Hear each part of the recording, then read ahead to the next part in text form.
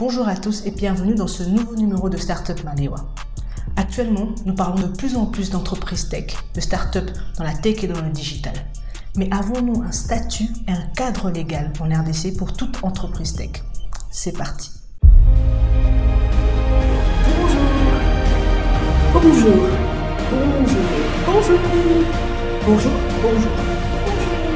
Bonjour. Bienvenue à vous.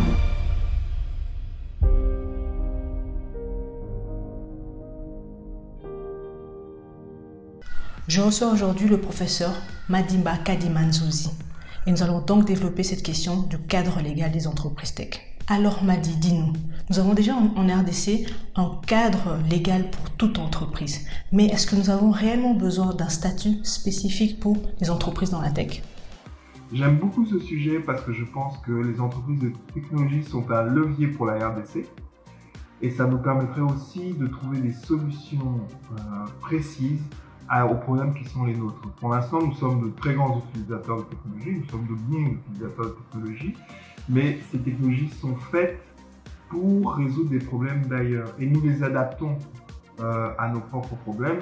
Mais là, maintenant, on a cette idée, cette volonté de plus en plus, à travers différents organismes, notamment CoboHub, cette volonté de pouvoir développer des technologies qui sont propres à nous et qui répondent à nos problèmes.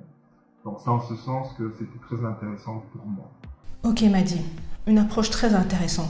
Mais pourquoi un statut spécial pour les entreprises tech en RDC? Alors je pense qu'il faut un statut spécial des entreprises de technologie en République démocratique du Congo parce que pour l'instant nous n'avons que l'OHADA, c'est-à-dire que toutes les entreprises de technologie en RDC sont soumises à l'OHADA. Pour rappel, l'OHADA est l'organisation pour l'harmonisation du droit des affaires en Afrique. Et alors, l'OHADA connaît plusieurs types de sociétés, les sociétés anonymes, les sociétés à responsabilité limitée, les sociétés à action simplifiée, les groupes d'intérêt économique et tout ça. Mais ce sont des statuts généraux qui s'appliquent à tous les secteurs. Il n'y a pas en RDC un statut spécial pour les entreprises de technologie. Connais-tu des initiatives locales qui vont dans ce sens? Un statut spécial permettrait de répondre à plusieurs problématiques. À une problématique de financement, à une problématique d'attraction de savoir et de savoir-faire, et aussi à une problématique de développement. Alors c'est assez intéressant parce que pour les gens qui me connaissent, je ne suis absolument pas du tout pour le soutien de l'État aux entreprises. On va dire que dans ma conception des choses, je pense que le marché est le meilleur régulateur pour les entreprises et que vouloir avoir un financement de l'État risque de devenir une manne pour certains et entraîner des comportements déviants. C'est-à-dire que les gens vont garder les subsides de l'État pour faire autre chose. Mais dans le cas de la RDC, nous sommes dans un pays en voie de développement et les mécanismes financiers naturels ne permettent pas de répondre aux besoins de ce type d'entreprise. Alors quand j'entends mécanismes financiers naturels, on parle d'abord du love money. Le love money, c'est l'argent que vous empruntez chez vos amis ou que votre père vous donne ses économies pour vous aider à monter votre société ou ou de l'argent que vous avez par des proches en fait. C'est ça qu'on appelle love money, c'est un des premiers levées de financement. Le deuxième, ce sont les banques bien sûr. Vous prenez sur base d'un projet ou sur base de première réalisation, vous prenez un crédit. Le troisième mode de financement peut être le crowdfunding, donc méthode que CoboHub connaît très bien puisque CoboHub est la première société congolaise, la première société congolaise à avoir mis en place un crowdfunding, notamment pour financer les chaussures Zalayo. Donc c'est ces trois. Malheureusement, aucune de ces méthodes n'est optimale. La première, le love money, dans les entreprises technologiques, il faut beaucoup d'argent parfois. Il faut de l'argent et pas nécessairement un retour sur investissement direct. Donc parfois les personnes qui veulent justement pouvoir faire leur entreprise ne peuvent pas emprunter chez leurs proches, parce que tout simplement, les proches n'ont pas les moyens.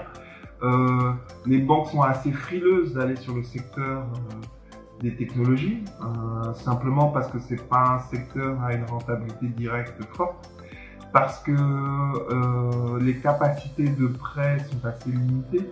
Quand vous savez que la première banque de la RDC, la Robank, a une taille de bilan de 1 milliard de dollars, alors que dans certains pays c'est la taille de bilan d'une succursale, vous comprendrez qu'on n'a pas les mêmes problèmes et donc on n'a pas nécessairement la même capacité comment on appelle ça, de prêter, tout simplement. Et pour l'entrepreneur, la même capacité d'emprunter. Donc c'est tout à fait normal que les banques soient frileuses. Et la troisième méthode, le crowdfunding, elle est tellement nouvelle. Et le seul crowdfunding que je connais qui a été réussi, c'est KoboHub. Donc il est difficile à ce moment-là de pouvoir miser dessus. Donc il faut un statut spécial. Un statut spécial qui permettrait à la fois d'attirer des financements, comme je l'ai dit, et donc l'État soit financerait directement en injectant de l'argent dans ces projets, notamment avec des organismes comme le FPI, le Fonds de promotion de l'industrie, notamment, où on pourrait avoir un statut, on pourrait avoir de l'exemption d'impôt pendant 3, 5, 12 ans, via la technologie, mais bien sûr des choses encadrées. Et l'attraction de savoir et de savoir-faire, très important, notamment par des exemptions aussi. Et là, on a des organismes comme l'Agence nationale de promotion de l'investissement qui pourrait être l'ANAPI, qui pourrait être à la manœuvre. Donc tout ça ferait que sur le statut obligatoire et légal commercial de l'OHADA, donc le statut qui vous donne droit à un RCCM, un registre du commerce et du crédit immobilier, il faudrait une surcouche, comme diraient les codeurs, une surcouche avec un statut spécial qui ne serait pas contraire au statut OHADA, mais qui permettrait de protéger et de nourrir en fait ces entreprises technologiques. Alors, je connais pas beaucoup actuellement d'initiatives qui vont dans ce sens. Je sais qu'il y a eu, il y a un organisme dont j'ai oublié le nom, la rédaction ou un projet de rédaction d'une Startup Act, donc un projet de loi qui serait via, je sais pas, via le gouvernement ou via un député, présenté et je crois qu'ils sont encore en pleine rédaction pour définir en fait un cadre légal pour ce type de société. Donc je n'en connais pas d'autres, mais je pense que c'est quelque chose sur lequel on devrait s'atteler, parce que le cadre légal est ce qui permet de définir les règles du jeu, et plus vite ce sera fait, plus vite ce secteur pourra se formaliser.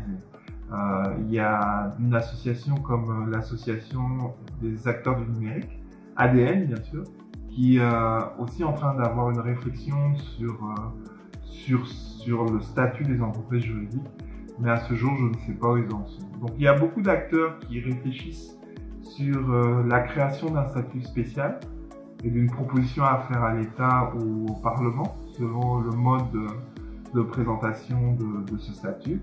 Et moi je ne peux que les encourager.